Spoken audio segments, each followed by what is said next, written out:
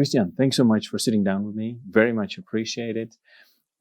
Last year when we met, you were representing SeedBel, but SeedBel no longer exists. No. What happened? Well, finally, after a very long period of negotiation, there was a merger of two existing associations in Belgium. Although internationally the associations of the breeders, SeedBel, merged together with the commercial seed sector, FIS, in 2002. In Belgium, those two associations still exist.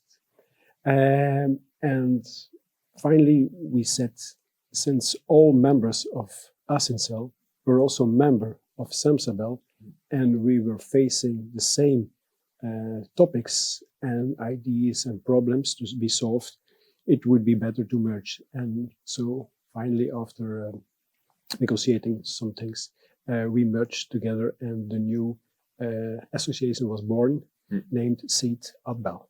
Mm-hmm. So Seed Bel is the merger of two associations. Why was it necessary to merge the previous two?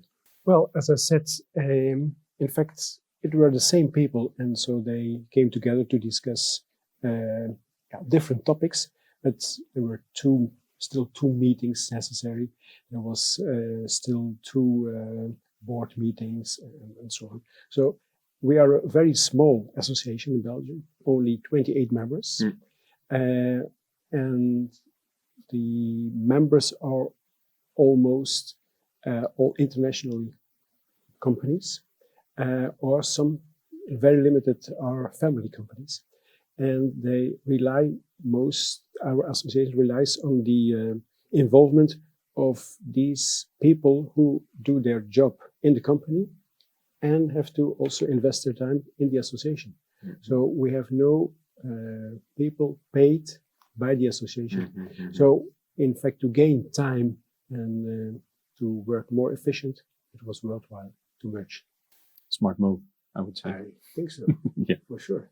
What would you say are the main topics in Seed Bel?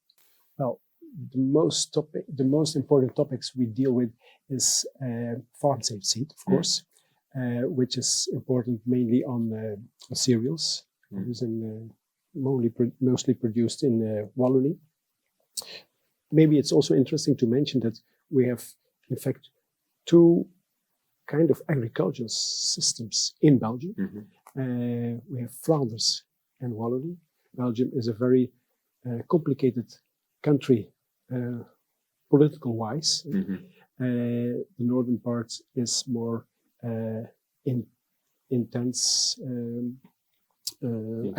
intensive agriculture, and Wallonie is more extensive, more orientated on local production. While Flanders is more for exported and intensive agriculture orientated. And also the vision of the policy is different between those two parts. That means that Flanders is more orientated to new breeding techniques or in favor of it, while Wallonie is more organic. Well, the main topics, of course, is farm safe seed, which was most Wallonie, but also seed treatment, since a lot of products are no longer allowed to be used. So these items has to be solved to guarantee production of certain crops. Other topic is, of course, the protection of intellectual property, very important, and of course the regulation into agriculture systems in Belgium, as I explained just a moment ago. To fulfill those two policies is not easy, because seed companies have to develop other mixtures for Flanders, for instance, to fulfill the rules which are written for Flanders in comparison, for instance, those written for Wallonie. Certainly not an easy task to. Indeed, if we have to go into debate with the government, in fact, we have to debate with sometimes 3 ministries, since there is a Ministry of Agriculture in Flanders and one in Wallonie, but also we have a Ministry for Food Safety, which is a different ministry. So it's sometimes not complicated to find one common goal. Yeah. Kristiaan, you mentioned earlier new breeding techniques. How is the debate going on plant breeding innovation? Well, officially there is no official opinion, or not opinion, but decision about plant breeders, new plant breeders techniques from Belgium. Of course, we have to fulfill the rules in Europe, and as you know, that new plant breeding techniques are have to follow the rules of the GM crops. To my opinion, it's a pity that we don't have the possibility to develop these kind of new tools to find a solution for a lot of problems we have to face. One of the major problems is, to my opinion, climate change. And it's not easy to find a solution for these problems. And plant breeding can find opportunities, possibilities, for instance, to overcome plant diseases, drought resistance, and all the pests and so on can be solved with plant breeding. So, for instance, Flanders is more in favor of stimulating to create maybe, or to just do the research on plant breeding techniques, while Wallonie is more, the government is more organic orientated. That doesn't mean that we are allowed just for free in Flanders to grow, or that farmers are allowed to do this. But at least we are developing new things. And we hope that the legislation in Europe and in Belgium will follow, and that we finally will be able to use this technique. Yeah, sure.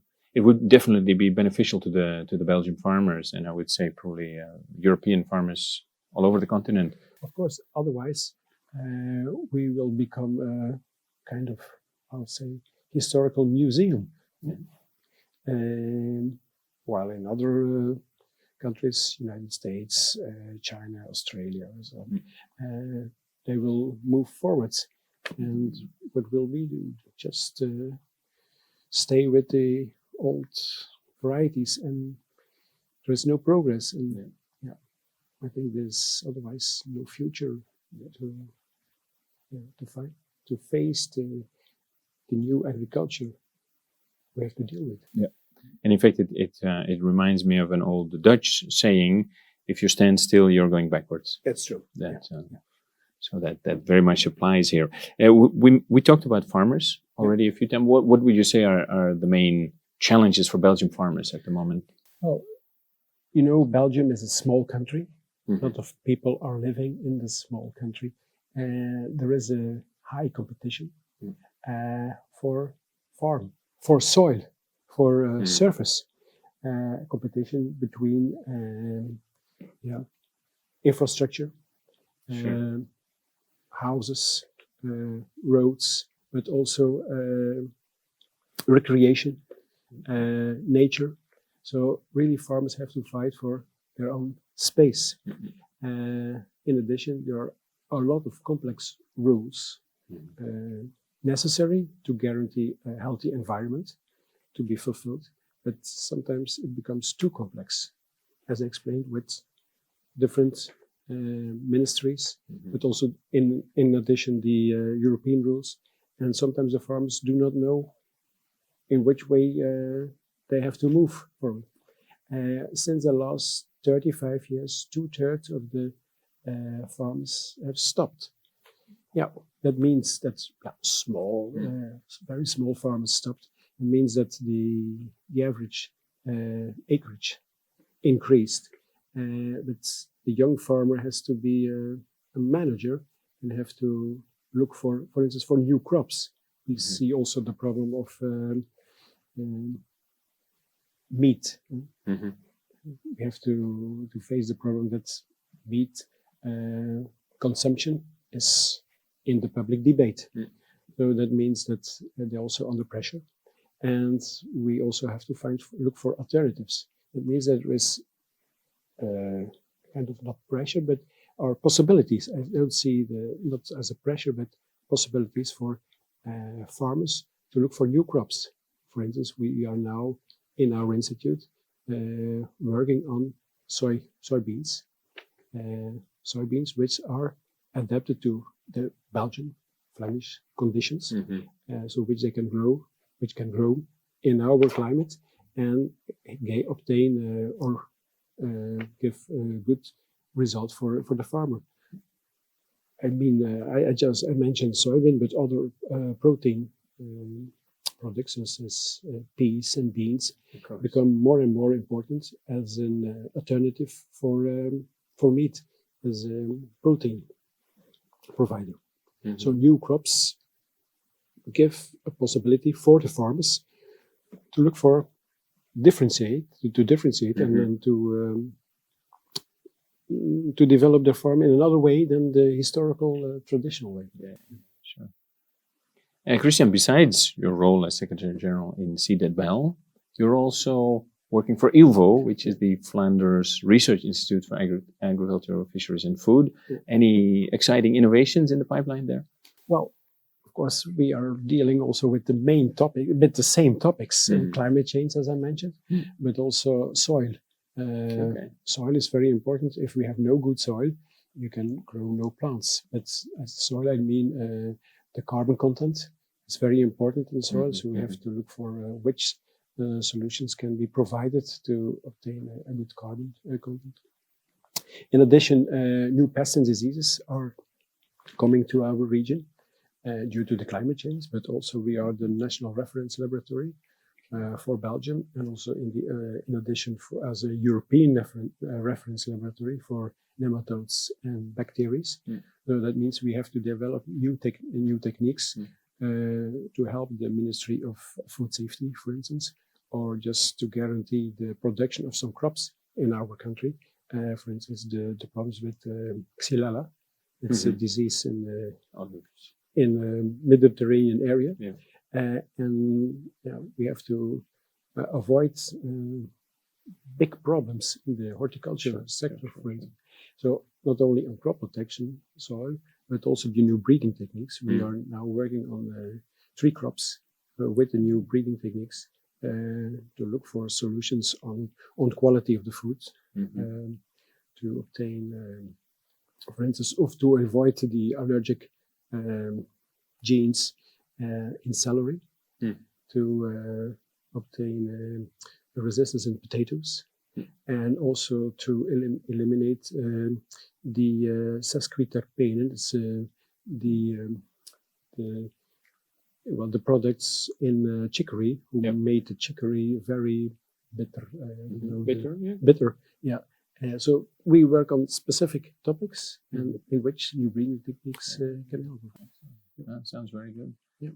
Thank you so much, Kristiaan. Thank you very much.